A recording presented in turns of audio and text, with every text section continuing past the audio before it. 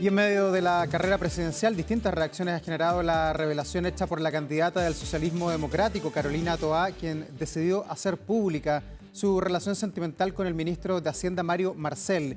Queremos abordar el escenario político, también el efecto comunicacional de esta información, y vamos a tomar contacto de inmediato con Claudio Fuentes, director del Instituto de Investigación de Ciencias Sociales de la Universidad Diego Portales. ¿Cómo está, Claudio? Qué gusto saludarte. Hola, ¿qué tal? ¿Cómo estás? Bueno, ¿cómo tomamos esta información que ha entregado la propia Carolina Toá? ¿La humaniza de alguna manera o le abre un flanco, como hemos visto en las reacciones políticas? A ver, en primer lugar, yo creo que cada vez más en los procesos electorales los temas de la vida privada están cobrando más relevancia en la opinión pública yo creo que efectivamente eso podría tener algún impacto, depende cómo se maneje, obviamente, del tipo de relación. Sí, podría llegar a tener un efecto respecto del debate que se ha generado sobre si hay conflicto de interés. Yo creo que lo principal va a ser que este anuncio va a neutralizar la posibilidad de que el ministro Marcel opine sobre temas electorales. O sea, claramente no va a poder salir a, por ejemplo, a interpelar a la candidata Matei, por ejemplo, como lo ha hecho en el pasado. Ese tipo de reacciones yo creo que va a ser el principal efecto que tiene esta noticia. Claro, va a tener que ser prescindente en la relación con los otros candidatos, de acuerdo a lo que muchos han planteado. Pero da, por ejemplo, para que renuncie Mario Marcel, como veo que algunos parlamentarios están solicitando por un eventual conflicto de interés. Y además muchos dicen que esto debió haberse conocido antes, no durante el fin de semana. O sea, yo creo que no, porque no es, o sea, uno puede tener relaciones que están en el ámbito de lo privado. Hay instituciones que controlan el manejo asociado a las cuentas públicas, etcétera. Yo creo que no debería ser una interferencia. Ahora, lo más importante yo creo que es la prescindencia de él en el futuro de una campaña que de hecho recién partió. Pero fue de alguna manera inteligente hacer ahora este anuncio y no más adelante cuando quizás estaba más avanzada la campaña. Primero, la Carolina Toá, la candidata, estaba bien arropada, con 4 partidos respaldando su candidatura, ya con la primaria inscrita. ¿Era el momento oportuno para hacerlo? O sea, yo creo que sí, porque es ahora cuando partió la campaña. Formalmente, con la inscripción de las candidaturas, se inicia el proceso de campaña primaria y en ese momento yo creo que es bueno clarificarlo, porque efectivamente, como tú señalas, después hubiera sido un problema para la propia campaña. Ya. ¿Y ves, Claudio, que eventualmente pudo haber habido algún conflicto de interés al interior del gabinete, pensando que esta relación, lo dijo Carolina Toá, se arrastraba desde el año 2022, cuando ella juró como ministra, como la jefa además del gabinete? ¿Hubo algún conflicto de interés por el hecho de que 2 ministros tuvieran una relación sentimental? De nuevo, yo creo que los ministerios funcionan de acuerdo a ciertos procedimientos. Yo dudo que haya algún tipo de influencia y eso, la Contraloría, el Congreso, etcétera. Cada año evalúa, por ejemplo, los presupuestos a las policías, o sea, de eso estamos hablando y por lo tanto, y de hecho en este gobierno a diferencia de otros gobiernos, ha aumentado el presupuesto de carabineros y de las policías. Entonces, no sé, yo veo con dificultad el que se logre establecer ese vínculo. Ya. Y el hecho de estas declaraciones lo vamos a ver probablemente repetido en otros candidatos, el mostrar una persona humana, un ser humano, un hombre, una mujer. ¿Es la tendencia que están siguiendo otras candidaturas, por ejemplo, presidenciales a lo largo del mundo? ¿Es la tendencia de estos tiempos o no?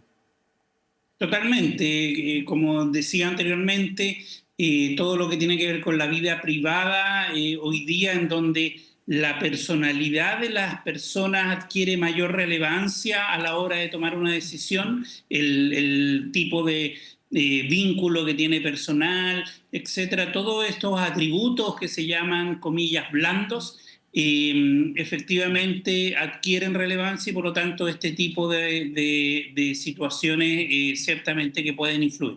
Claudio, ¿cómo ves estos primeros días, primeras horas de esta primaria que ya está inscrita? ¿Se sabe más o menos, se puede de alguna manera leer el escenario de por dónde se va a definir qué va a ser lo más importante para convocar a los militantes y eventualmente a personas que no militen en partidos políticos? O sea, lo primero es que va a ser una primaria competitiva y eso ya habla de que va a haber un interés ciudadano en participar. Segundo, yo estimo que más o menos deberían participar unos 2 millones de votantes aproximadamente. La primaria de Boric con Jadwe movilizó 1,5 millones, un poquito más. Yo creo que debería llegar a 2 millones aproximadamente porque suma más partidos. Lo interesante es la competitividad y eso va a generar cierta tensión electoral y eso ciertamente es importante para el oficialismo, para el progresismo, porque eso les va a generar una oportunidad para influir en la primera vuelta presidencial. Ya, y en una primaria de un conglomerado de personas que tienen visiones similares sobre proyectos de vida, sobre escenarios sociales, ¿hasta cuándo dura la buena onda que vimos, por ejemplo, en el Cervela y en la calle Esmeralda cuando se inscribieron? ¿Cuándo comienzan de alguna manera a friccionarse las posiciones para, valga la redundancia, posicionar las candidaturas? O sea, yo creo que debería durar poco porque yo creo que no va a ser tan agresiva como ha sido la relación de la derecha o dentro de la derecha. Creo que va a ser mucho más con más amistad cívica. Sin embargo, deberían los candidatos y candidatas marcar ciertas diferencias. Ya hemos visto algunas diferencias sobre el caso de Cuba, por ejemplo, pero en las próximas semanas rápidamente deberíamos ver cierta diferenciación. O sea, Winter, Jara, Toá deberían marcar puntos muy claros de marcadores o ejes diferenciadores, porque de otro modo no van a captar a los votantes que quieren captar. Y para la derecha, que no está en las primarias, que probablemente no va a estar en esta vorágine política que vamos a comenzar a ver en las próximas semanas, ¿qué deben hacer? ¿Cómo hacer para mantenerse vigente con propuestas, pensando en que van por la carrera larga, según lo que han dicho todos los candidatos, que va a ser recién en noviembre, faltan casi 7 meses?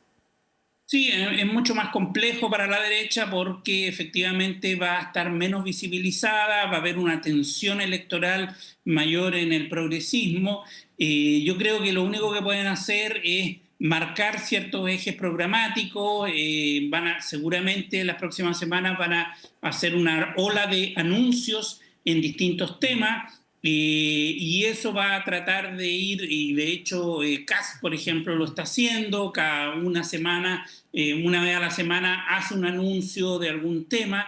Yo creo que esa va a ser la estrategia para intentar mantenerse en el debate. Ya, y entre José Antonio Kast, por ejemplo, y Johannes Kaiser, ¿ves algún síntoma de unidad que los haga eventualmente converger en una sola candidatura antes de agosto cuando haya que inscribir la presidencial? O sea, yo creo que no, hasta el momento es más una competencia por el mismo tipo de elector y por lo tanto no veo mucha posibilidad de convergencia, pero en política en Chile hemos estado acostumbrados a sorpresas y por lo tanto no podría meter las manos al fuego. Claudio, no puedo dejar de preguntarte por la democracia cristiana. Ha sido un fin de semana bien extraño, con el Tribunal Supremo que dice la candidatura no va más, pero con el propio candidato que dice que todavía hay una esperanza y una decisión que tiene que tomarla finalmente la Junta Nacional. ¿Cómo lees este momento de la democracia cristiana, un partido tan relevante para el país en los últimos 70 años? Totalmente, yo creo que efectivamente la DC enfrenta un problema, por una parte una tensión entre los parlamentarios que quieren sobrevivir como partido hasta qué punto el camino propio les ayuda a eso. Yo creo que hoy día la democracia cristiana no está en esa posibilidad. Creo que sería un suicidio político ir con una candidatura propia, porque hoy día la DC es un partido de 4 puntos, no es muy relevante en la escena política y por lo tanto creo que le hace mucho más sentido actuar en coalición que actuar por el camino propio. Pero a esta altura, ¿qué le queda hacer? ¿Apoyar a quien gane el oficialismo, a quien gane la primaria del oficialismo o apoyar a un candidato de los 4 que está ahora participando? O sea, hasta el momento la DC ha dicho que no va a apoyar a ningún comunista, por lo tanto no va a apoyar a Janet Jara en la eventualidad que gane. Un escenario es esperar hasta el triunfo de Toá, si es que gana Toá, y apoyarla después de que gane. Pero el problema es que el margen de negociación que va a tener después de la primaria es mucho menor que antes. Yo creo que claramente además es tenerse poca fe, o sea, tener poca fe en que la propia DC puede aportar a ese triunfo de Carolina Toá. En el tablero político, mirando desde arriba, Claudio, ¿están todos los candidatos presidenciales ya o a esta altura puede aparecer alguien que no esté en el radar de los que aparecen permanentemente en las encuestas? O sea, podría aparecer algún independiente. Si te fijas, en la última elección fue en los últimos 4 meses que emergieron las figuras clave. Yo creo que hoy día, por ejemplo, hablar esto de que Kaiser puede pasar a segunda vuelta es demasiado prematuro, porque la decisión presidencial se va a tomar muy hacia el final. Por lo tanto, sí pueden haber sorpresas. Yo creo que viene de la mano de Independiente. O sea, hoy día el tablero de los partidos ya está jugado. Falta si algún independiente logra 35.000 firmas, y eso podría eventualmente aparecer como una carta fresca, distinta, etc.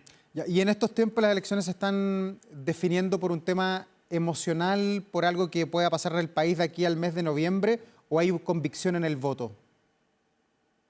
Yo creo que es la combinación de ambos. Ya. Hay convencidos, más o menos el progresismo mueve 4 millones de votos, más o menos la derecha mueve 5 millones de votos, y hay un gran grupo intermedio que ha oscilado entre izquierdas y derechas, y esos son los determinantes, y ellos se mueven mucho por emociones, pero también por el tipo de propuesta que se haga. Ya, pero puede pasar que un hecho coyuntural de la sociedad determine la elección, como pasó, estaba recordando, en España con José María Aznar, que perdió una elección cuando fue el bombazo en Madrid finalmente. Totalmente, claro, efectivamente eso puede pasar. Recién pasó en Canadá con el cambio de política de Trump, y que hizo que los liberales en 2 meses la rompieran. Efectivamente hay hechos circunstanciales, eventos de la coyuntura que pueden dar vuelta a elecciones, de todos modos. Ya, y para un gobierno, ¿qué tan complejo es gobernar en un año electoral donde probablemente los focos van a estar en los candidatos a medida que esto se vaya estrechando y tengamos candidatos con mucho arrastre en las encuestas? Sí, yo creo que, bueno, siempre es difícil, siempre hay una tensión entre cuánto el gobierno está apoyando, ¿no?, una candidatura, todo el debate sobre la presidencia. Eso en Chile se ha marcado mucho. Yo creo que más o menos se ha intentado regular. Ahora creo que es necesario algunos ámbitos, por ejemplo, el tema legislativo, porque usualmente se usa la agenda legislativa para colocar cierto tensionamiento en el debate público. Entonces, ese tipo de cosas yo creo que podrían darse en los próximos meses. Ya, pero ¿aquí se va a vivir el escenario del pato cojo o quizás el gobierno del presidente Boric está a salvo de ese fenómeno, pensando en que tiene una base de apoyo que es importante, sobre el 30%, que no lo habíamos visto prácticamente en los últimos gobiernos en Chile? Sí, pero es que, a ver, primero, todo gobierno es pato cojo, particularmente en Chile, porque no hay elección inmediata o reelección inmediata. Entonces, como no hay reelección inmediata, inmediatamente hay una distancia respecto del gobierno en los últimos meses. Sin embargo, yo creo que lo que tú planteas es bien relevante, porque no se había dado este 30% estable en 4 años, y eso es una novedad. Usualmente los gobiernos en el último año tienden a subir un poco más en aprobación. Seguramente podríamos llegar a un 40% de aprobación, pero obviamente va a estar sometido a la contingencia y a cómo lo haga el gobierno en los próximos meses. Ya, pero vamos a estar mirando en lo que queda de este año, que nos queda todavía prácticamente el 70% del año, mirando mucho al Congreso, mucho de lo que pasa allí en las discusiones políticas, o más a lo que pase desde el Palacio de la Moneda. Yo creo que este es un gobierno que tiene poco respaldo legislativo, y en donde mucho está pasando hoy, o sea, en los últimos 10 años el Congreso se ha transformado en un actor dominante, de la escena política y por lo tanto yo creo que vamos a estar mirando más al Congreso que al Ejecutivo. Ya, ¿y cuánto de las negociaciones parlamentarias van a tener influencia en los candidatos presidenciales, en la primaria, en candidatos que aparecen, que así como aparecen pueden desaparecer eventualmente? ¿Va a haber una correlación entre los cupos y lo que pasa en la presidencial? De todos modos, siempre pasa esa negociación es muy relevante, la DC debería estar en eso, los partidos más pequeños también, y por lo tanto, efectivamente, acá, como son elecciones simultáneas, siempre los partidos están pensando en dos escenarios, el escenario parlamentario y el escenario presidencial al mismo tiempo. Claudio, lo último, el Partido Socialista, después de todo lo que ha pasado en estas últimas semanas, ¿qué tan magullado está? ¿Se puede recuperar? ¿Va a ser el motor del socialismo democrático o no? A ver, electoralmente sí tiene mucha relevancia el Partido Socialista, tiene una, comillas, máquina electoral, efectivamente, sí, pero sin embargo yo creo que el Partido Socialista tiene un problema interno, después de Bachelet no ha logrado generar figuras políticas relevantes que compitan en la presidencial. Y eso es un problema interno que el PS tiene que enfrentar en lo inmediato. Claudio Fuentes, director del Instituto de Investigación en Ciencias Sociales de la Universidad Diego Portales, muchas gracias por ayudarnos a comprender el escenario político en el que nos estamos moviendo en este comienzo de mayo. Que te vaya muy bien. Gracias a ustedes. Chao. Gracias, buen día.